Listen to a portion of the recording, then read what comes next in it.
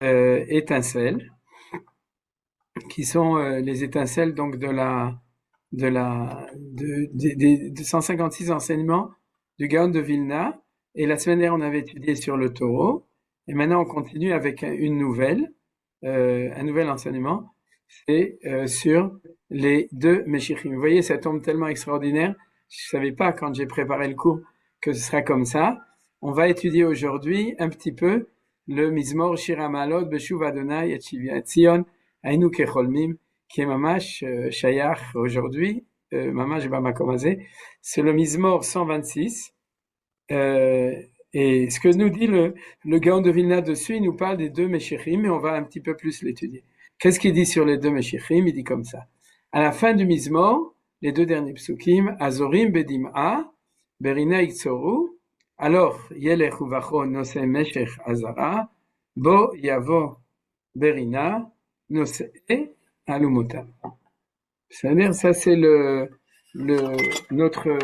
sujet dans le Gaon de Vilna, le pasuk qu'il va citer, les deux psukim qu'il va citer, et il nous dit comme ça. Notre maître a expliqué dans son commentaire sur Habakkuk que ce verset Bo Yavo, le verset va, vous vous souvenez que c'est par ordre alphabétique, on est toujours dans le bête, ouais, et donc c'est le Dibur Amatril en hébreu c'est Bo Yavo, venir il viendra se rapporte aux deux Messies.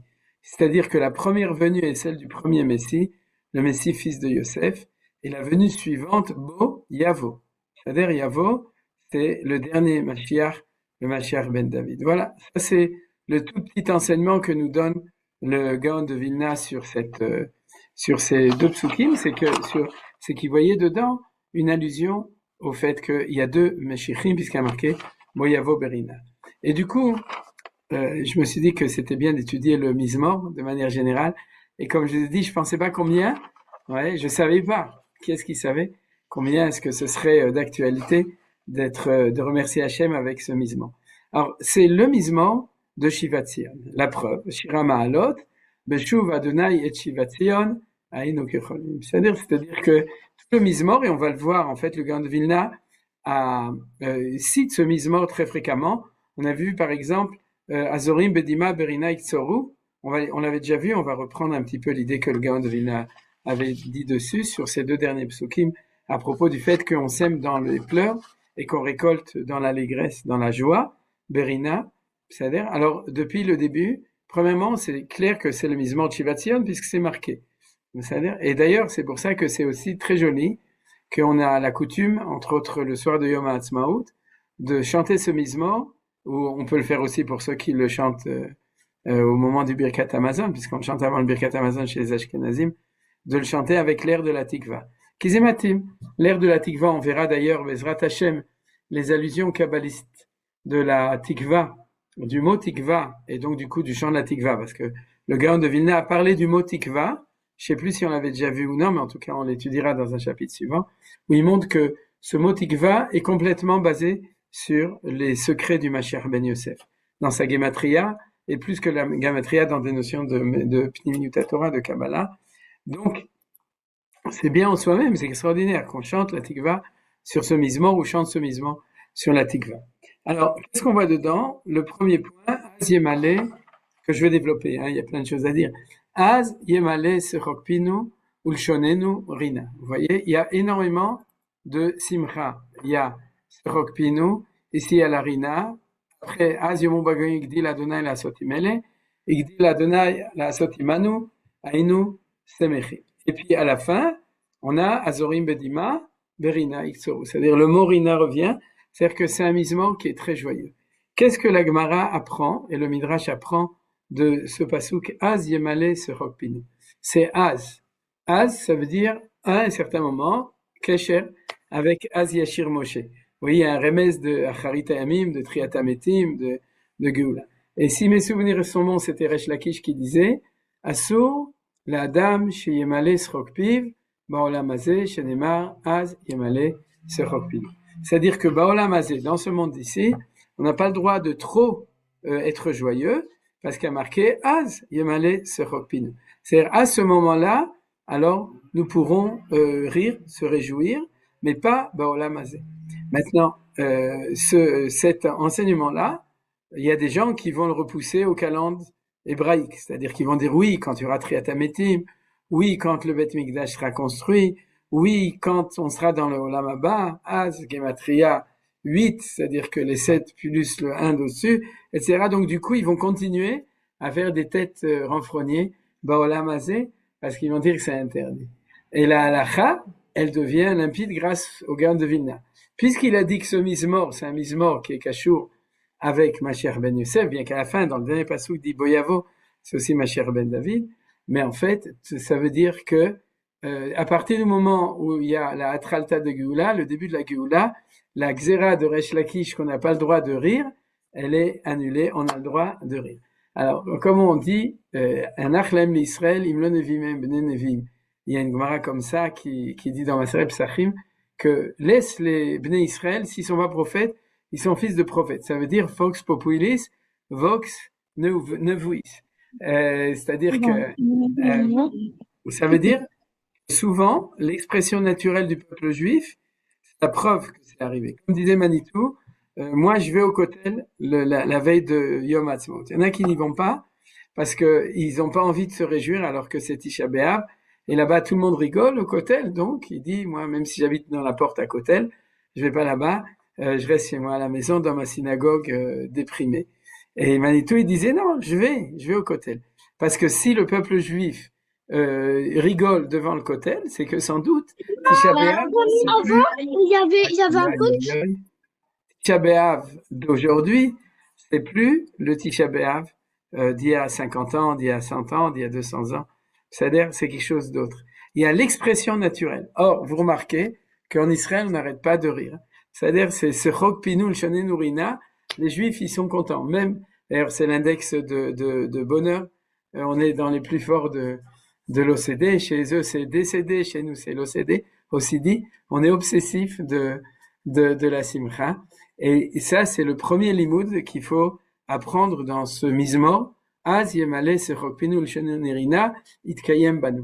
C'est pas que il faut être besrok ou berina, c'est qu'on est besrok ou berina et que c'est un signe qu'on est beshiva et shivati anainu kecholim, qu'on est en train de revenir. D'ailleurs, il y a une Gemara dans Maseret Shabbat, Daf Peichet, si mes souvenirs sont bons, page 88, mais sinon c'est 89 ou 90, qui dit que celui des 3 patriarches qui va être le garant de la Géoula à Atid Lavo, vous vous souvenez, c'est Yitzhak Avinu. Vous vous souvenez, c'est-à-dire que il y a Avram qui essaye de demander à Hachem de ramener la Géoula, il dit non. Il y a Yaakov qui demande, il dit non. Et puis ensuite, il y a Yitzhak qui vient. Et alors, à Kadosh Baruch Hu, il dit, je dis oui.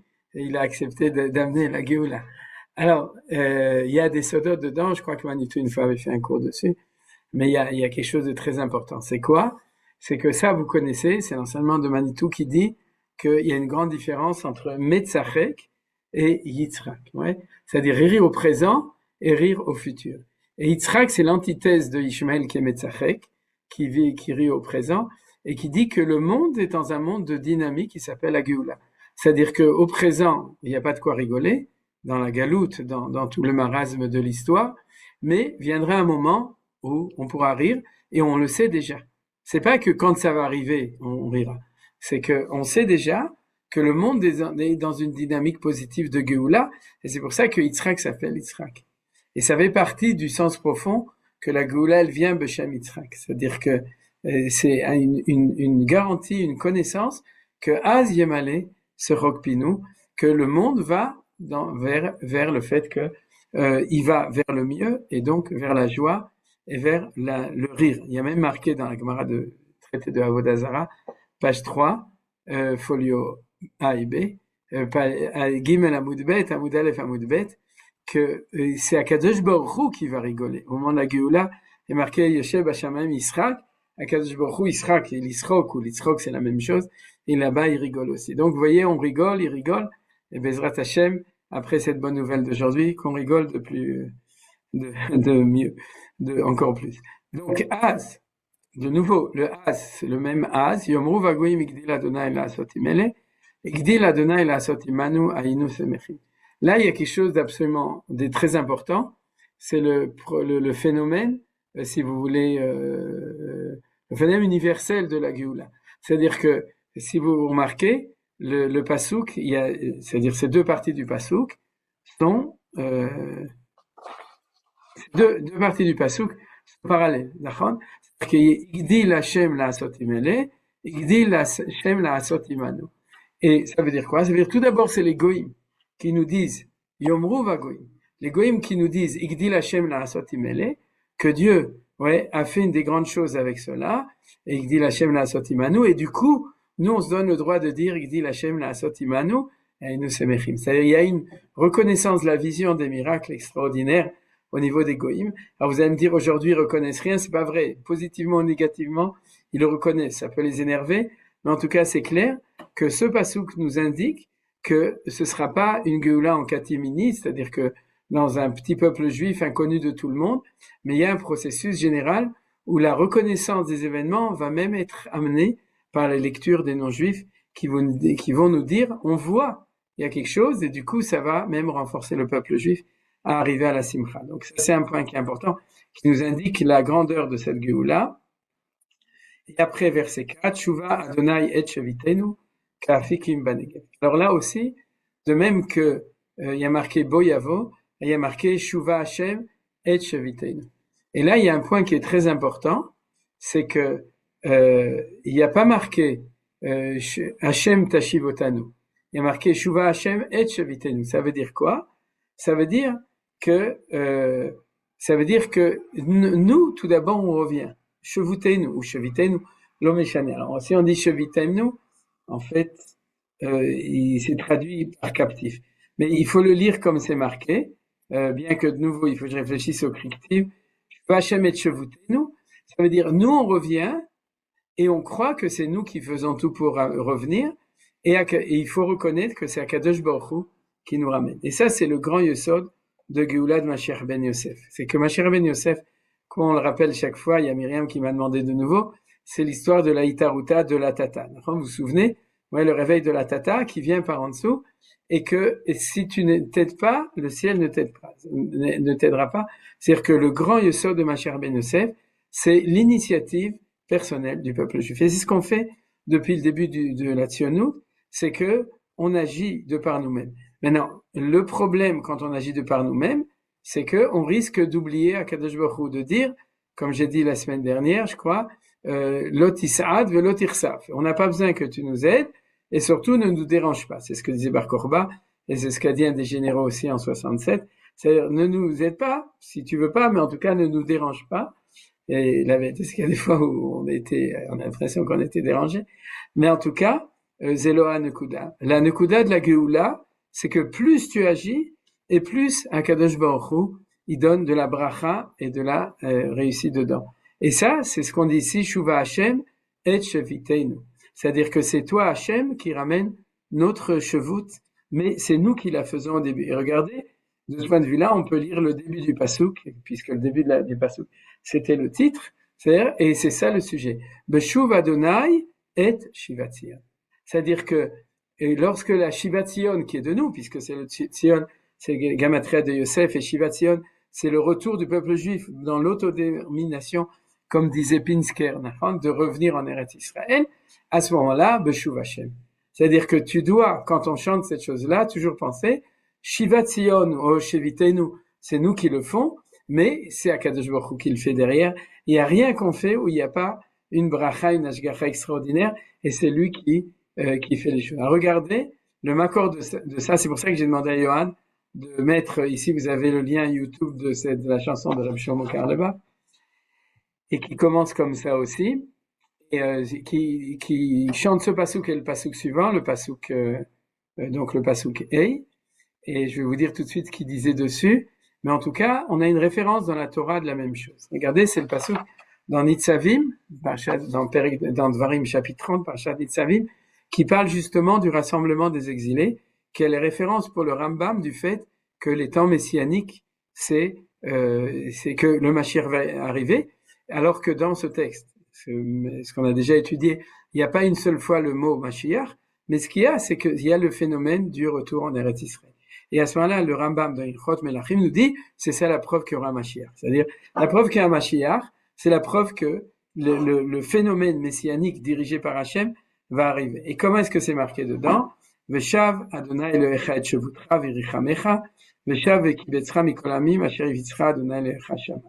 Et Rashi amène tout de suite, oui, c'est un petit peu, c'est descendu en dessous. Voilà, comme ça c'est tout sur le même. Alors, le texte aurait dû dire Veheshiv en hébreu. Il y aurait pas dû marquer Veshav. Parce que Veshav, c'est qui revient. C'est-à-dire, c'est la traduction, regardez surtout pas la traduction qui est marquée ici, traduction is Trajan, c'est-à-dire la traduction c'est Hashem Elokecha reviendra avec ton retour à toi. Vous voyez, c'est ça qui est marqué, et c'est ça que les Chachamim ont dit, ce que dit Rashi. Le texte aurait dû dire, il fera revenir. Veshiv Hashem et Shvutra, et à ce moment-là, on sera dans le narratif charedi, que tant que on n'a pas vu que c'est Dieu qui nous a ramenés, alors, même s'il y a 7 millions de Juifs, on est encore en exil. Mais pas du tout. Qu'est-ce que dit nos rabbanim? En ont déduit que la Shrina, s'il est permis de s'exprimer ainsi, réside avec Israël dans les souffrances de l'exil, et qu'elle s'inscrit de sa propre délivrance pour le jour où ils seront délivrés. Megillah 29a, elle reviendra alors avec eux. Alors, on a l'habitude de toujours d'insister sur la première partie du passouk, c'est que la Shrina est en exil et la Shrina revient. C'est-à-dire la notion de Shrina Galuta, qui est en exil avec nous pour nous protéger, et puis que quand on vient, alors elle pourra revenir, elle sera libérée de sa prison d'exil, et ça c'est un point qui est très important. Mais je voudrais vous proposer une deuxième chose qui va dans le sens de ce qu'on étudie, c'est la dernière phrase du Rashi. Elle reviendra alors avec eux. C'est-à-dire que si lui, elle reviendra avec eux, qu'est-ce qui revient en premier? Qu'est-ce qui a l'initiative? C'est nous. Vous comprenez? Veshav Hashem et le Kechet Shvutra, c'est pas comme il y a marqué dans cette mauvaise traduction que Dieu va ramener tes exilés, c'est que quand toi tu vas décider que tu te lèves et que tu fais ton aliyah, tu vas dire, si tu fais ton aliyah, alors je reviens avec toi. C'est elle qui prend un trempe sur nous et pas nous qui prenons un trempe sur elle.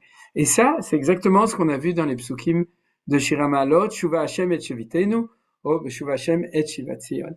Et on l'a donc mis de Oraita, c'est marqué dans la Torah. C'est le deuxième point qui est important dessus. Pastam que la Shrina revient, c'est quand on reviendra, alors la Shrina, elle pourra revenir avec nous. Donc c'est nous qui libérons la Shrina par notre retour en Eretz Israël. C'est ça le point essentiel que je voulais signaler sur ce passouk. Et de nouveau, toujours tout ça, c'est des notions de Mashiach ben Yosef. C'est-à-dire tout ça. Parce que vous vous souvenez que c'est lui qui est le Mashiach de Itaruta Deletata, le Mashiach d'Atralta, le Mashiach du début de l'initiative humaine, qui est donc, en fin de compte, la volonté, l'initiative d'Akadosh Baruch Hu, mais qui attend que nous, on le fasse. Alors, si on se demande, du coup, qu'est-ce que ça a de spécial, c'est-à-dire cette notion-là, eh bien, on comprend la suite avec le verset 5 et le verset 6. Quel est le point commun? Les premiers versets, le point commun, c'était Beshuv Hashem et Shivat Zion, ou Shuva Hashem et Shavitenu, c'est ce qu'on a vu maintenant. À part le point commun qu'il y a beaucoup de simcha, mais malgré tout, il n'y a pas que de la simcha, puisqu'il y a ici de la dima'a et du bechis. On l'avait vu dans le premier chapitre, si vous vous souvenez, c'est-à-dire qu'il y a des pleurs, bipriyavon, ou vetachnonim ou valoun, on a vu un autre passage qui dit que le peuple juif, il revient en pleurant. C'est-à-dire, ça veut dire quoi? Dans la souffrance. Alors vous direz que dans la souffrance, mais non. Ouais, et c'est hyper optimiste. Puisque qu'est-ce qui a marqué? Azorim bedima berina iktsoru. Alors, yelechu vacho nose meshech hazara. Nose meshech hazara, c'est celui qui sème, c'est-à-dire pas qui sème lui-même, mais qui sème les semences.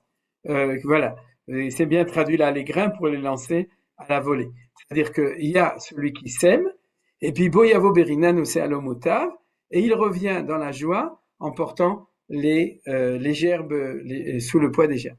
Le Midrash, la Gemara, je me souviens plus où c'est, elle dit quelque chose de très très fort. Elle dit que Léati de Lavo, écoutez bien ce que dit le Midrash, ouais, ça se passera en même temps. C'est-à-dire qu'il y aura la charrue et on va semer. Quand on sera arrivé au bout du champ, les premières semailles auront déjà poussé, parce que c'est ce qu'on appelle le fast, là, tout va de plus en plus vite, vous savez, comme dans la technologie, et que quand il reviendra, il pourra déjà, au même moment, moissonner pour amener les gerbes. C'est le pshat du passouk.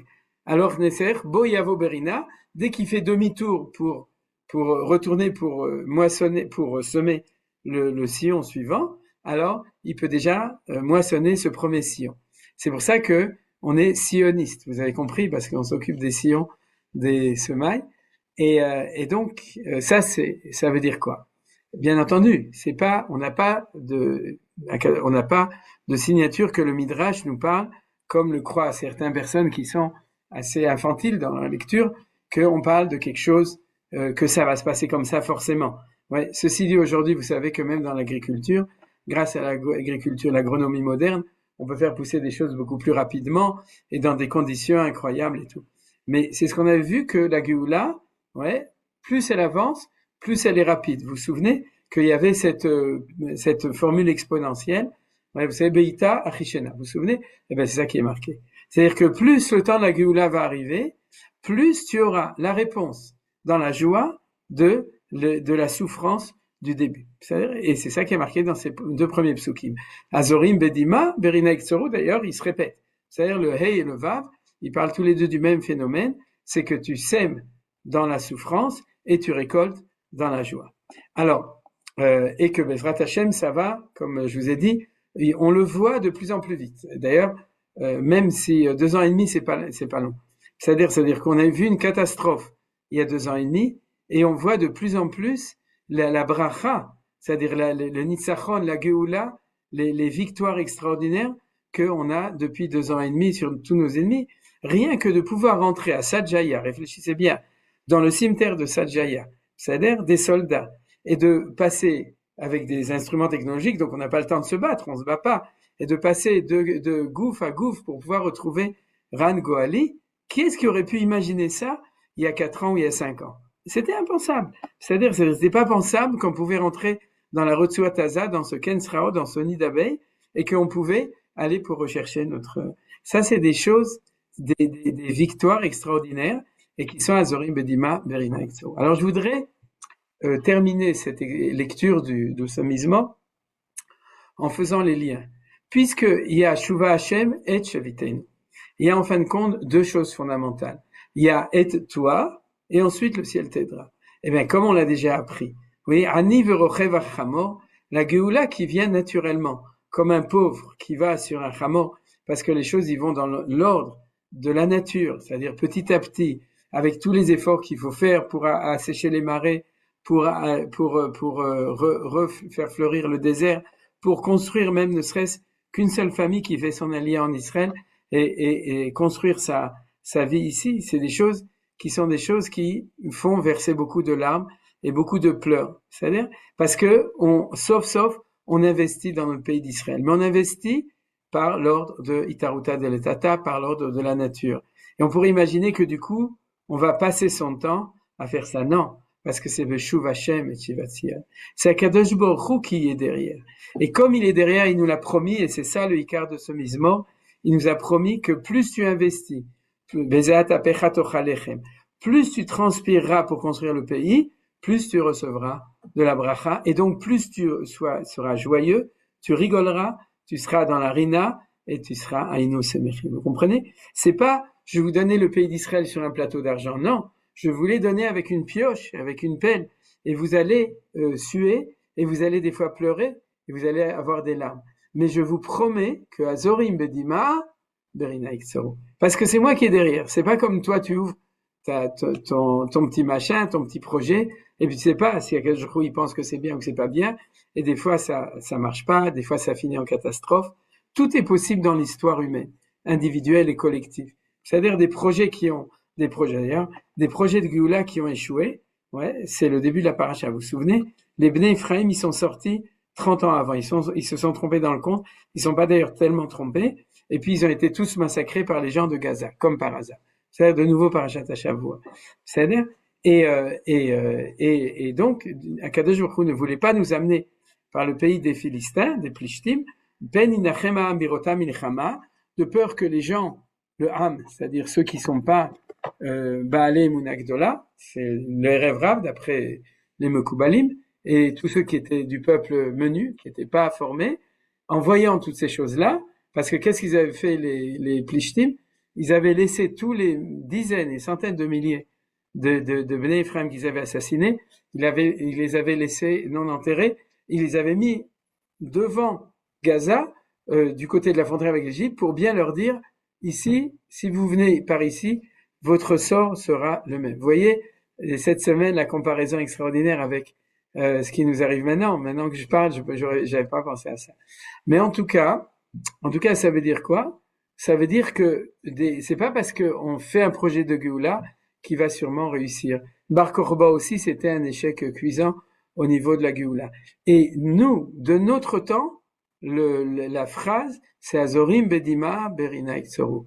Investis, sème, et même si tu dois suer et pleurer à ce moment-là, je te promets, dit Akadosh Baruch Hu, Berina Iktsoru. Et c'est ça, Beshuv Hashem et Shivat Zion. Toi, tu fais Shivat Zion, et Akadosh Baruch Hu, Beshuv Hashem, il te garantit que notre Géoula, c'est une Géoula de Bracha, et donc on a la Rina, la Simcha dans cette chose-là. Profondément, c'est aussi les deux Meshichim. C'est pour ça qu'on va terminer avec ce qu'a dit le Gaon de Vilna, c'est qu'il dit Boyavo dans le dernier passouk, dans la dernière ligne, il y a l'allusion aussi au Mashiach ben David. Parce que au moment de Mashiach ben David, Bezrat Hashem, on n'aura que Az Yemale Sechopinu. C'est-à-dire qu'il y aura même plus, si ça se trouve, de Dmaot et de Bechi, parce que ce sera la Itaruta Delela, c'est-à-dire l'aide de Dieu. Alors, comme on a vu, il y a deux temps, Mashiach ben Yosef, Mashiach ben David, et dans le temps de Mashiach ben Yosef, il y a Yehuda Asher Etzilet Yosef, il y a le fait que dans cette action, il y a l'influx de bracha de Hakadosh Baruch Hu qui fait que ça réussit. Alors, je vais terminer cette partie, on n'a pas terminé le cours, c'est-à-dire cette étude de cette étincelle, puisque je l'ai appelée comme ça, c'est-à-dire de cette étincelle, par le fait que Reb Shlomo Karlbar, j'espère qu'il va nous donner, il raconte comme ça, il a une histoire. Il a dit, Pa'amachat igati el hakotel hakdosha. Ouais, je suis arrivé devant le kotel, là dans le chant enregistré, c'est en anglais, mais c'est la même histoire. Et puis, vous savez que le kotel, ça s'appelle le mur des lamentations. Il y a une blague comme ça, où il y a une fois un biafré qui arrive à Jérusalem, et il dit, c'est où le mur de l'alimentation? Et donc, le mur, c'est kotel admaot. Pendant combien de temps? Pendant 2000 ans. C'était le mur des lamentations. Aujourd'hui, c'est plus le mur des lamentations. Et Reb Shlomo, il dit, j'ai compris qu'en fait, il faut pas lire le passouk comme on a l'habitude. D'habitude, on lit le passouk, Azorim Bedima, Berina Iktsoru. Et dit, c'est pas comme ça qu'il faut lire. Il faut dire Azorim Bedima Berina. C'est-à-dire que la Dima et la Rina, ils viennent ensemble. Les deux choses qui viennent ensemble, d'un côté, il y a la Dima, il y a un œil qui pleure et un œil qui rit, comme disait la vache qui rit. Et donc, il chante cette chanson, et c'est ça qui est spécial dans le Nigun de Rav Shlomo Karlbar, c'est qu'il chante Azorim Bedima Berina, Bedima Berina. Il répète cette phrase de cette manière-là. Alors, si Yohan nous la met, sinon j'ai mis le lien juste au-dessus, vous voyez. Donc, si vous rentrez dans le texte, vous pourrez le descendre ici, voilà, ITTP, etc. Ok. Donc, on a terminé avec cette étude du Mizmor qu'on lit, en tout cas, on lit souvent ce Mizmor pour ceux qui ont l'habitude de le lire avant Birkat Hamazon, les Shabbatot, Veyamim Tovim, même si c'est un minag Ashkenaz, c'est un très beau minag, les Sfaradim aussi peuvent le faire, c'est pas interdit. C'est-à-dire, et donc, de chanter chez Hiramalot, ou avec tous les nigonim possibles, c'est-à-dire, et ça nous rajoute beaucoup à notre table de Shabbat et de Yom Tov.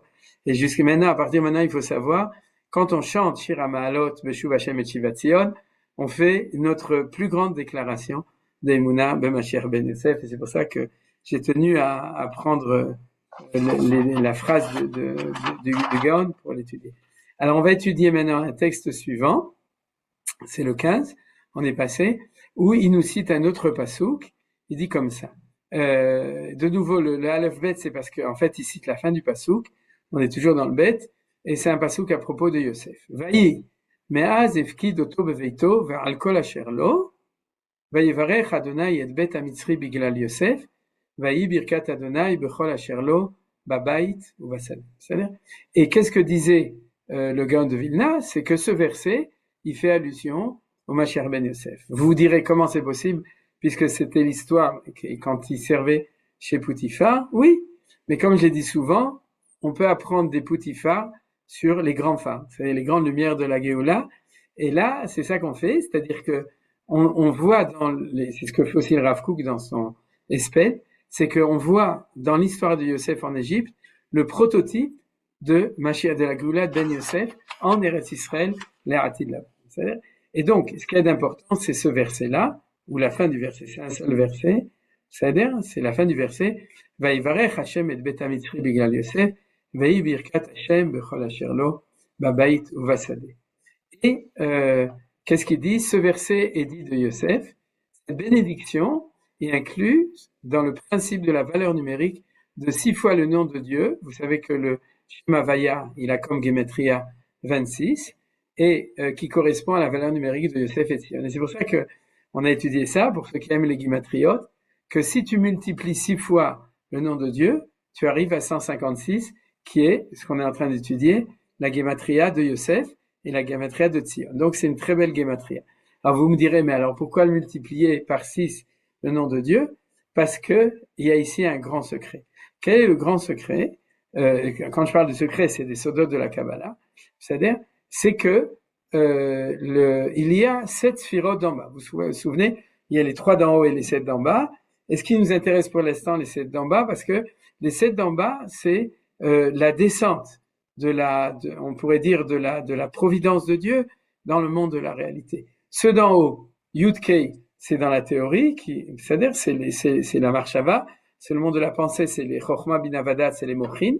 Et quand on parle des 7 qui sont en bas, à ce moment-là, on parle des sphirotes de la réalisation, qui se divisent d'ailleurs en 2. Oui, il y a les 6 qui sont du côté masculin, ce qu'on appelle Ziranpin, pour ceux qui connaissent. Sinon, c'est pas grave, 2 minutes de repos pour les autres. Et puis, la 7e, ce qu'on appelle la Malchut, et le côté féminin. C'est-à-dire que, si vous voulez, c'est le secret du Vav et du Hei. Le Vav, c'est le côté masculin. Le Hei, comme toujours, le Hei, c'est le côté féminin. Et le Yichud, Yeched Shem Ot Vav Beot Hei, comme on dit dans le Shem Yichud chez les Sfaradim en général.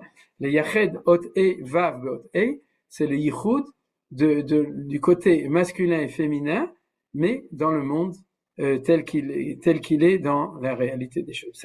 Ça c'est le point général. Donc, maintenant, le Vav, il descend donc depuis Chesed, je vais le dire, Chesed Gvura Tiferet Netzach Od Yosod. Il va jusqu'au Yosod, et la Sphira, on l'a déjà vu tout le temps de Yosef, c'est toujours le Yosod, et la Sphira de Mashiach ben David, c'est la Malchut, donc c'est le Hei. Toute la lettre Hei, côté féminin, c'est David. Donc, Yosef, c'est toutes les 6 jusqu'à la 6e. C'est ça. Il y a d'autres textes dans les 156 qui développent cette idée-là de manière beaucoup plus, sous toutes sortes d'aspects, mais comme je veux pas trop enseigner justement ces côtés qui sont plus Kabbalah et plus les côtés qui sont plus simples, donc j'ai pris ce texte, mais il y en a d'autres qu'on n'étudiera pas, mais juste, vous comprenez cette idée. Donc, la vertu de Yosef, c'est aussi 6.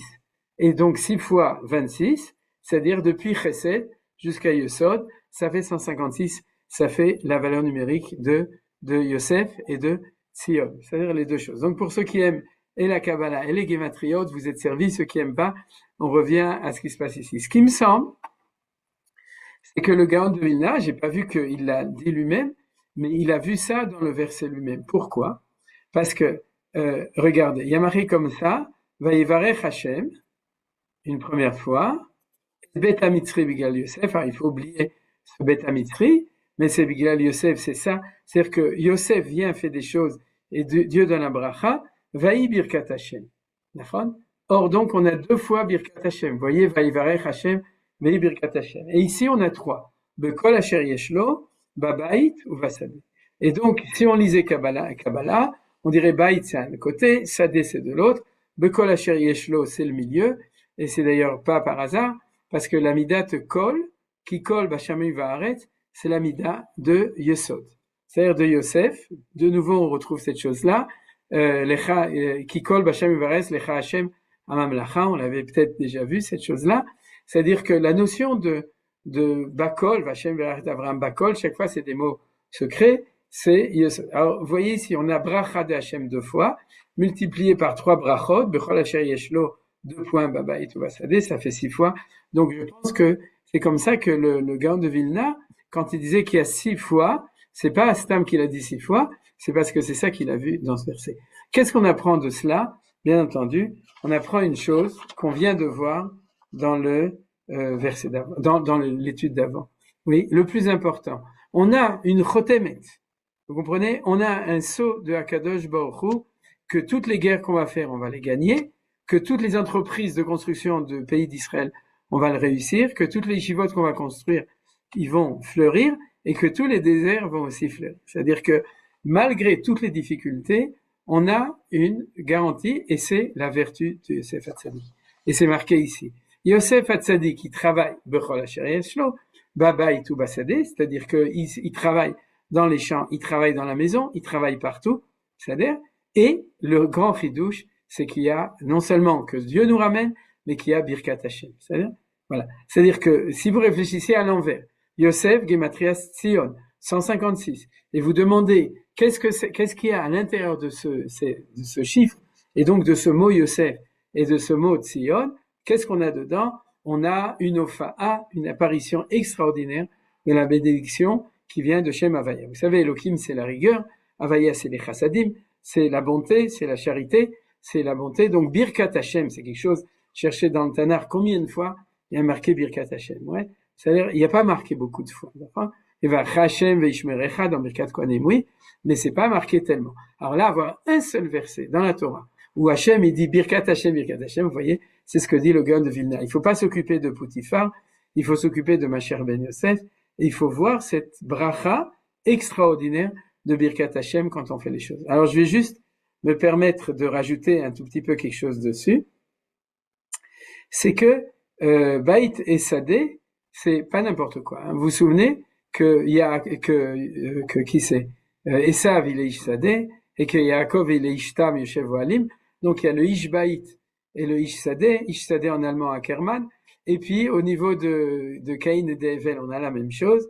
On a Caïn qui est Oved Adama et Evel qui est Roetzon. C'est-à-dire que on a ces deux choses. Qu'est-ce qu'il fait Yosef?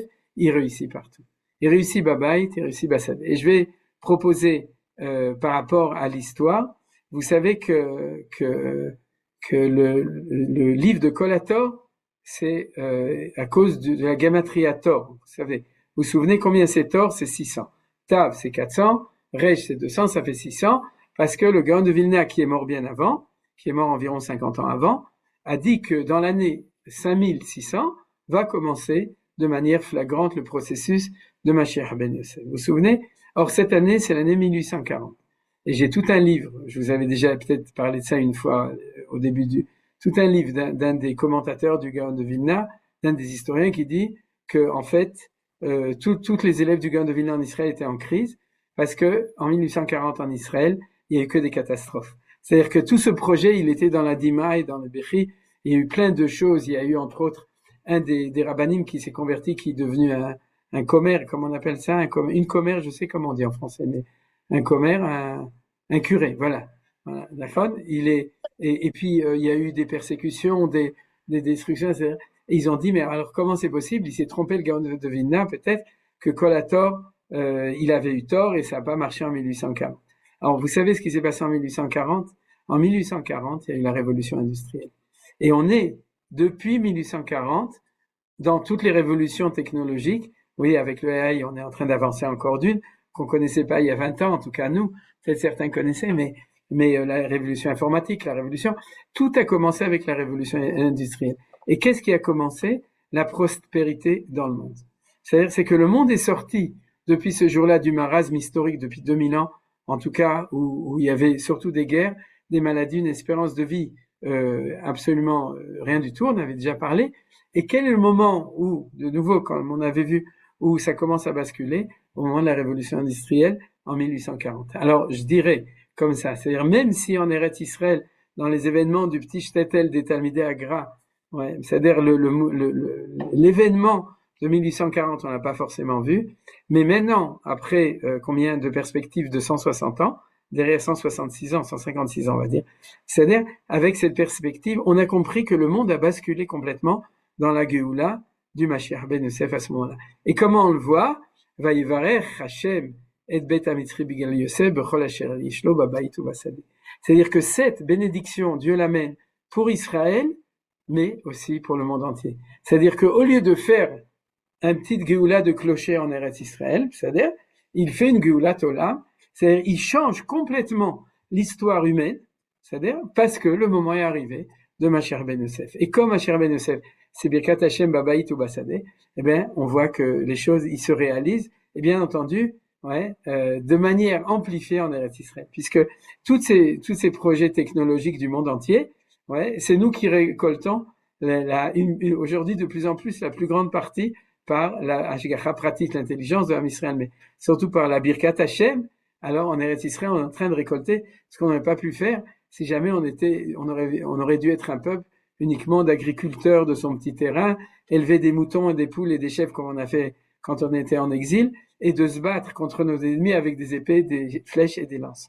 Tout ça, cet déploiement, c'est le fruit de la révolution industrielle. Et cette révolution industrielle, elle est aussi pour Geulat Israël ici. Alors je vais juste dire en tant que drash, Babaït ou Basadeh. Basadeh, dehors, c'est les progrès technologiques, et Babaït, c'est le bien-être. C'est-à-dire que des fois, il y a du bien-être sans progrès, des fois, il y a du progrès sans bien-être. Là, il y a les deux choses. Il y a l'explosion technologique et il y a aussi le bien-être. Alors, est-ce qu'il n'y a pas de problème? Bien sûr qu'il y a des problèmes, mais en tout cas, c'est quelque chose de Baruch Hashem qui a pu être lu dans la lecture du Gaon de Vilna, tel qu'il est ici. Alors, on va commencer le sujet suivant, attendez, excusez-moi. Oui, on va commencer le sujet suivant, bien qu'on n'aura pas le temps de le terminer. C'est le texte que Rav Meir Kana adorait, c'est-à-dire Yosef, le combattant contre Esav. Il y a marqué dans le livre de Ovadia, chapitre 1, verset 18. Vaya bet Yaakov esh, uvet Yosef le'ava, uvet Esav le'kash, vedalku bahem vachalum, velo yesairi le bet Esav qui a donné d'Iber. Je ne vais même pas tout traduire à droite, c'est un peu censuré, mais c'est pas grave. C'est-à-dire qu'il y a ici le fait que le jour où la Géoula viendra, on demandera à Esav de payer pour tout ce qu'il a fait, et on lui dira tu vas payer cash. C'est pour ça qu'il y a marqué Bet Esav le cash, vous voyez, parce qu'il devra payer tout ce qu'il a fait. Mais c'est pas exactement ce qu'il y a marqué dans le Passouk. Il y a marqué qu'à un moment, à la fin de l'histoire, au moment messianique, vous savez qu'il y a un point important, c'est que c'est la chute d'Esav, donc qui était celui qui nous a tenus en exil et persécuté pendant les 2000 ans de Galout et d'Om, c'est-à-dire, et la montée d'Israël, comme c'est marqué dans la Torah, Imala Hareva, ou l'homme et l'homme Yebat, c'est-à-dire que quand nous on est tombés, alors, comment ça s'appelle, Rome ne s'est construit que sur les ruines de Jérusalem, c'est comme ça que dit le Midrash, et Jérusalem se construira sur les ruines d'Édom. Et qu'est-ce qu'il a promis? Ovadia. Pourquoi? Parce que toute la prophétie d'Ovadia, qui est un tout petit prophète, c'est sur la chute d'Ésaü et sur la montée, c'est-à-dire sur cet événement-là, au moment de la Géoula, de la chute d'Ésaü et de Édom et de la montée d'Israël. Et nos sages nous disent qu'ils savaient de quoi ils parlaient, parce que Ovadia était guerre édomie. C'était un converti qui était édomi, et il a eu la rougeole, et du coup, il a décidé de se convertir au judaïsme.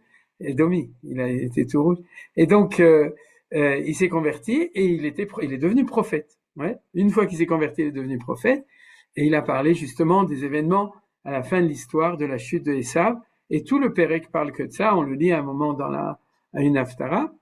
Et donc, ce verset 18 est un des versets les plus importants qui parle de ça. Et nous rajoute le Gaon de Vilna, nos sages ont dit Tanchuma Vayetse, que l'ange d'Esav tombera dans les mains de l'ange de Yosef. C'est-à-dire, alors, c'est des choses que de manière générale vous connaissez, mais comme on est complètement dans le Mashiach ben Yosef, donc c'est l'occasion d'un petit peu approfondir cette chose-là. Tout d'abord, je veux faire vous remarquer une chose, c'est que, vous voyez, on va regarder les références dans le Midrash, c'est dans la remarque 24, il y a deux références, une dans Baba Batra 123b, et la deuxième dans Tanchuma, Parashat Kitetse 16, et qui est citée par le Gaon de Vilna ici, parce qu'ici, ils ont dit dans Tanchuma Vayetse. Je crois que c'est marqué directement dans le texte.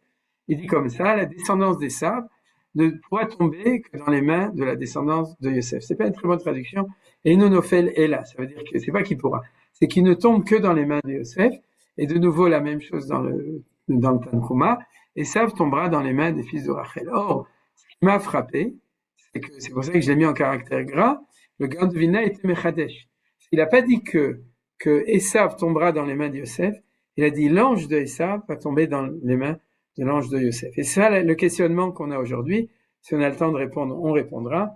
Et si on n'a pas le temps de répondre, on répondra la semaine prochaine. Et en tout cas, on verra qu'on a déjà une référence dans la Torah de ce phénomène. C'est-à-dire, qu'est-ce qu'on voit dans ce phénomène? C'est que comment ça s'appelle? En fait, celui qui va combattre Esav, c'est Yaakov. Ça, on le sait. C'est-à-dire, on va tout de suite le voir. Il y a eu le combat entre l'ange de Esav et Yaakov, Vinu lui-même, pas son ange, mais Yaakov. Mais c'est clair que le conflit entre Yaakov, Israël d'un côté, et Esav de l'autre côté. Donc, la question est intéressante. Pourquoi on a besoin de Yosef dans cette histoire? Vous comprenez? C'est-à-dire que si c'est Yaakov, c'est Yaakov qui va vaincre. Et si c'est le sar de Yaakov, c'est le sar de Yaakov en face du sar de Esav. Qu'est-ce que c'est que ça? Le fait que quel est le rôle de Yosef dans cette chose-là? Alors maintenant, ici, ce qui est marqué clairement, c'est qu'il y a deux mots qui ressemblent. C'est-à-dire, en fait, il faut mettre trois mots. C'est-à-dire, le troisième, c'est l'histoire donc du cache. C'est-à-dire, on va le mettre en rouge puisque c'est Esav. Donc, vous avez le fait que Esav va brûler en tant que cache, en tant que paille, c'est-à-dire, mais avec deux choses importantes, c'est le feu et le lance-flamme. L'Ehava, c'est la flamme. Pourquoi est-ce qu'on a besoin de la flamme alors qu'on a le feu? C'est-à-dire, il y en a qui disent chercher la flamme, mais en tout cas, dans le concept général, a priori, il suffirait qu'il y ait un Esh et qu'il y ait du cache. C'est-à-dire, donc, pourquoi est-ce qu'on a besoin de ça? De manière générale, pourquoi est-ce qu'on a besoin ou comment on sait que c'est Yosef qui va s'occuper de cette chose-là? Alors, bien entendu, on n'a pas le temps de terminer, on continuera la semaine prochaine, Bezrat Hashem. Mais ce qu'on va voir, c'est qu'on a une référence dans la Torah de nouveau, de Horaïta, de cette chose-là. C'est un passouk connu. Vaï, Kacher, Yelda, Rachel et Yosef, Vayomer Yaakov el Lavan, Shalcheni velchel mekomi ou l'Earti. C'est-à-dire que Yaakov se trouve chez Lavan pendant 14 ans. Ça fait 14 ans qu'il est chez Lavan. En fin de compte, il va encore rester 6 ans. D'ailleurs, un gros problème pour se faire une petite fortune. Ça, avant de rentrer en Israël. Mais en tout cas, au bout de 14 ans, naît le dernier enfant qui naît chez Lavan, puisque le 13e, c'est Binyamin qui va naître en Eretz Israël. Et la Torah nous raconte qu'au moment où Yosef naît, Yaakov va chez Lavan et il lui dit, Parashat Beshalach, renvoie-moi et je rentre à la maison. C'est-à-dire, elle me commis velarti, je veux rentrer à la maison, donc je te demande de me faire une petite déclaration Balfour pour me permettre de rentrer à la maison. Et la grande question, c'est est-ce que c'est tout simplement parce qu'il considérait qu'il avait assez d'enfants ou parce que tous les enfants étaient nés là-bas, donc il pouvait revenir parce qu'il savait combien d'enfants le roi HaKodesh devait naître et tout? Peut-être. Mais en tout cas, nos Chachamim n'ont pas voulu s'arrêter à ce niveau-là et ils ont dit, c'est évident que la volonté de revenir en Israël est liée avec la naissance de Yosef. Comment?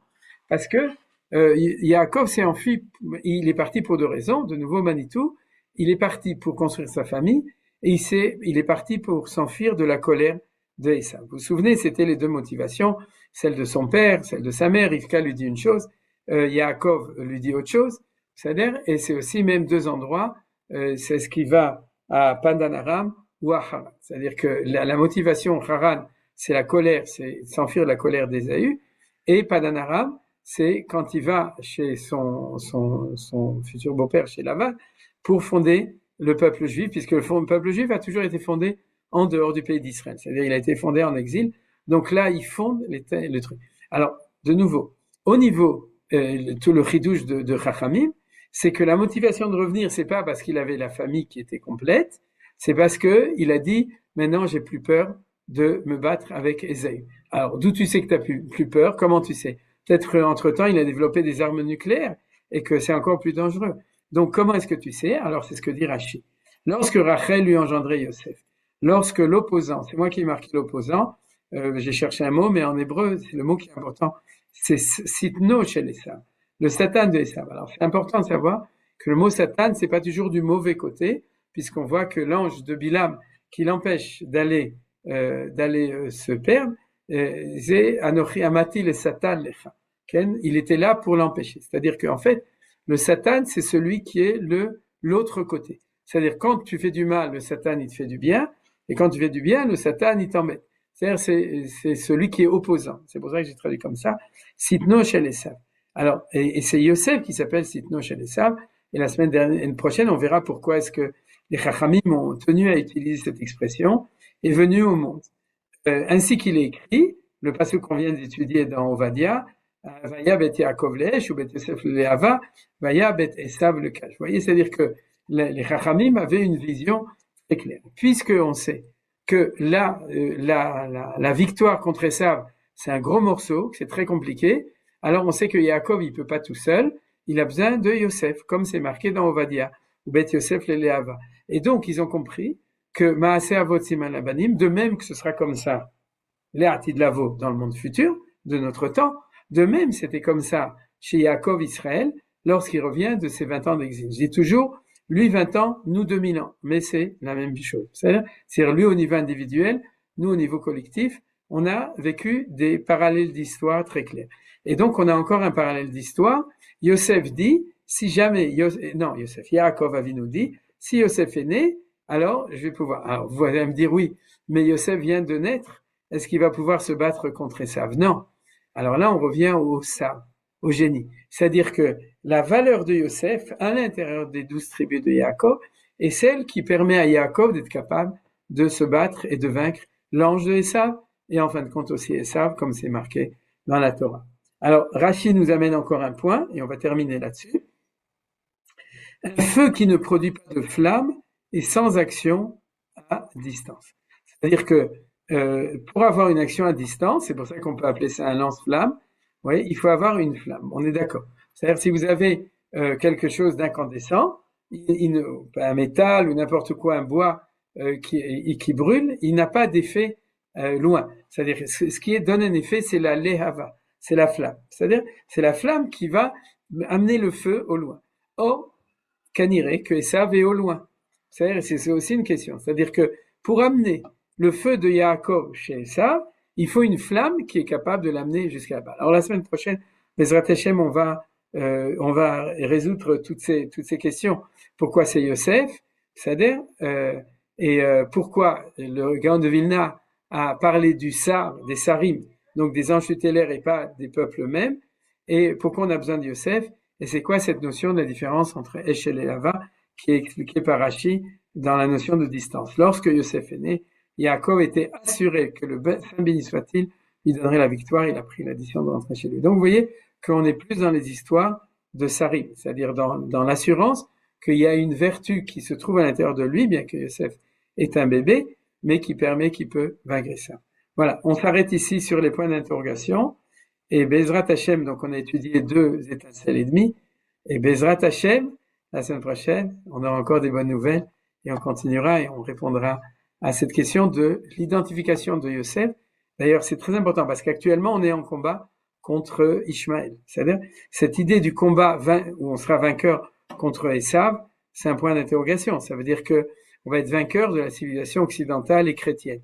Alors c'est vrai que il commence à se casser la figure, mais c'est pas encore nous qui sommes les vainqueurs. Et puis comment ça va se passer et pourquoi ça va se passer et qu'est-ce qu'il y a derrière, c'est Bezrat Hashem, ce qu'on verra la semaine prochaine dans cette vision Yosef, c'est-à-dire le caractéristique spécial de Yosef. Voilà. Johan, la chanson? Bien là, on met la chanson et après si vous avez des questions.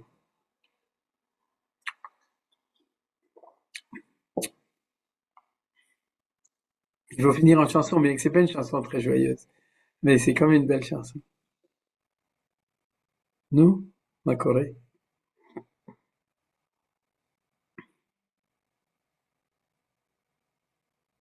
Apparemment, il n'est pas réussi. Johan. Attends. Une seconde. J'ai fait une fausse manip, mais on y est. Hop, avancer. Ah, j'ai été prêt.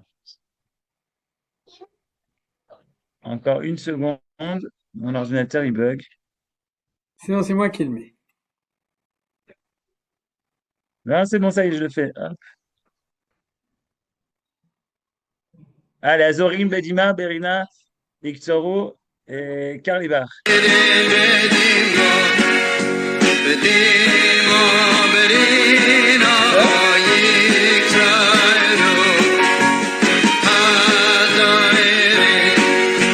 Azayre medima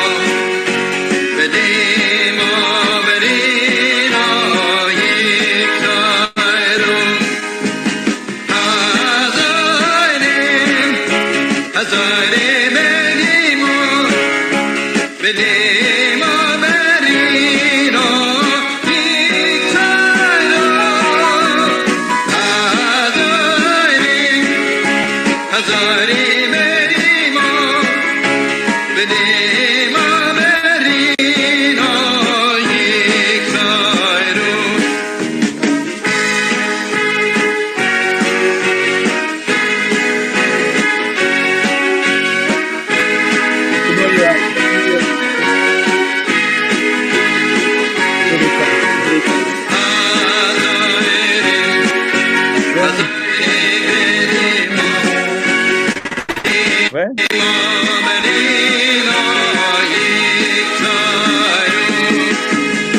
C'est bon, c'est bon.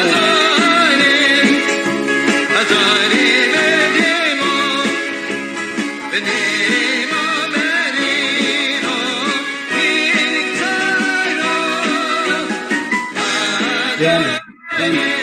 C'est bon. Yofi, Chazak ou Baruch. La vérité, c'est qu'il y a un autre air. Celui-là, je connais.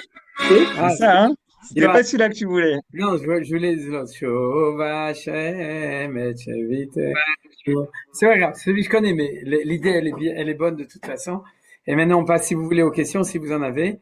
Eh bien, sinon, Shabbat Shalom. Est-ce qu'il y a quelqu'un qui veut dire quelque chose? Il y a Noémie, je vois qu'elle veut. un petit mot de Manitou Ouais, Bechavot, j'écoute. sur le Mizmor. Beshuv Mhm. Hashem et Shiva, Ayinu Kecholmim. Alors, il y a Quel? deux façons de voir le Kecholmim. Mhm. Nous, on dit on est très heureux, nos rêves sont en train de se réaliser avec le Mhm. sionisme. Mais Manitou a dit que ceux qui n'acceptent pas le sionisme, eux sont aussi Kecholmim. Pendant 2000 ans, ils ont rêvé comment sera le Messie. Il y a Ouais. Steimel, des choses d'un type très, très religieux. Non, Ouais. quand il voit ce qui se passe, alors c'est pas ça. Alors, il continue à rêver la vieille. De le rêve d'antan. Il a fait mode. Je connaissais pas Chazak ou Baruch, je connais. C'est-à-dire, ça veut dire que tu as étudié chez Manitou. Ouais, ça il est dans le livre. Je crois qu'il est dans son livre de Kimitzion, il emmène ça aussi. Ah, ok, il a fait mode. Je connais, il a fait mode. Très bien. Toda Rabba. Quelqu'un d'autre? Chazak.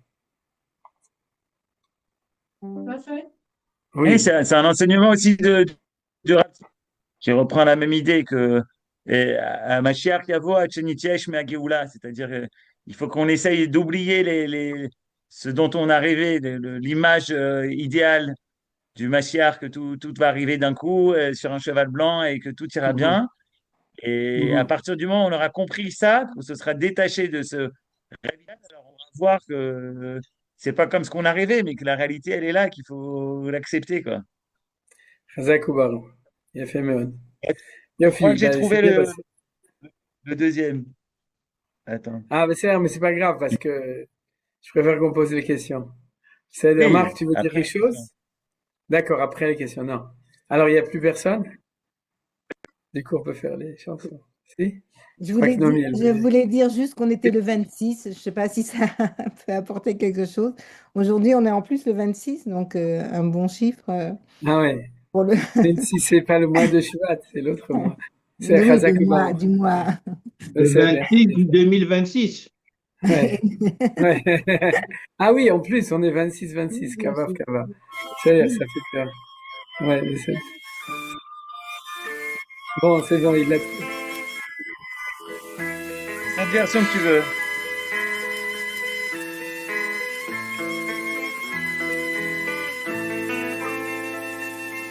C'est ça? Oui, oui.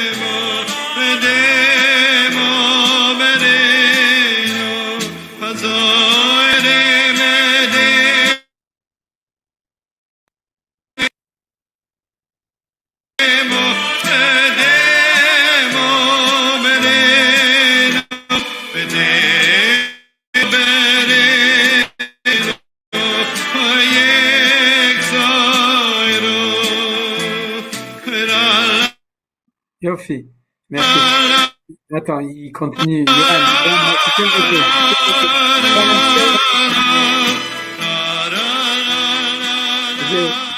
Johan, Yofi. Et vous avez Qui vu que est-ce là, qui dans le chante? chant, il a C'est fait Shlomo Shlomo Karlibar. Karlibar. Et après qu'il ait Voilà, raconté cette histoire, j'ai il fait reconnu. attention dans son air à dire Azorim Bedima Berina, Azorim Bedima Berina. Il chante pas Azorim Bedima Berina Exoru, juste à la fin, pour développer cette idée qu'on a vue aujourd'hui. Alors, Merci d'avoir visionné cette vidéo. Je vous invite à vous abonner à notre chaîne InMode pour plus de replays, de conférences, de cours, d'interviews. Cliquez sur le bouton juste ici et vous êtes abonné à l'InMode. À très bientôt.